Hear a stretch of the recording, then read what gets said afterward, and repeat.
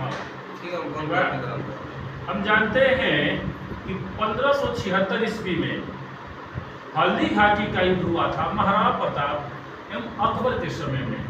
महाराणा प्रताप के सेनापति जो थे हाकिम खासूर थे और अकबर के सेनापति राजा मान सिंह थे। राजा मान सिंह जब युद्ध लड़ता है तो महाराणा प्रताप की सारी सेनाओं को मार डालता है और इस दौरान क्या होता है कि महाराणा प्रताप अपनी जान बचा लेते हैं और उनका सेनापति हाकिम खासूर उनको किसी तरह बाहर निकाल देते हैं।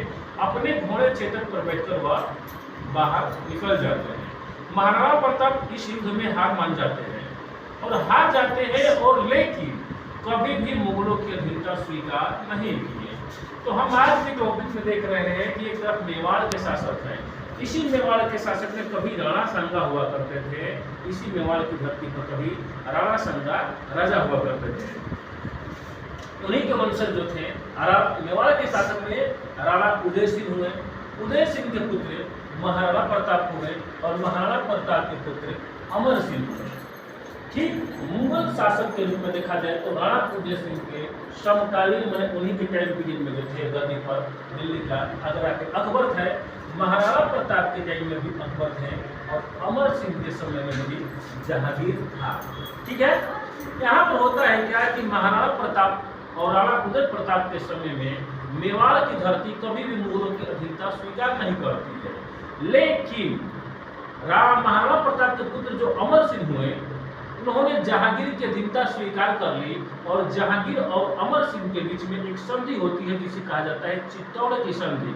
ये संधि में कहा गया कि हम यानी कि दोनों व्यक्ति अब एक दूसरे पर कभी भी हमला नहीं करेंगे। राणा अमर सिंह क्या किए कि जब जहांगीर की अधीनता स्वीकार कर लेते हैं तो मेवाड़ किसके अधीन हो जाता है? जहांगीर के अधीन हो जाता है, यानी कि मुगलों के अधीन हो जाता है। और मुगलों के जब अधीन हो गया तो बस सूबेदार के रूप में कार्य करते हैं अमर सिंह। सूबेदार का मतलब गवर्नर और सुल्तान का मतलब बादशाह का मतलब प्राइम मिनिस्टर। बात समझ में रहा? अब तो यही पर नोट लिखा गया है कि राणा उदय सिंह और महाराणा प्रताप के समय में मेवाड़ ने मुगलों की अधीनता स्वीकार नहीं की, जबकि अमर सिंह ने जहांगीर की अधीनता स्वीकार करी तथा दोनों के बीच में एक चित्तौड़ की संधि होती है। ठीक है।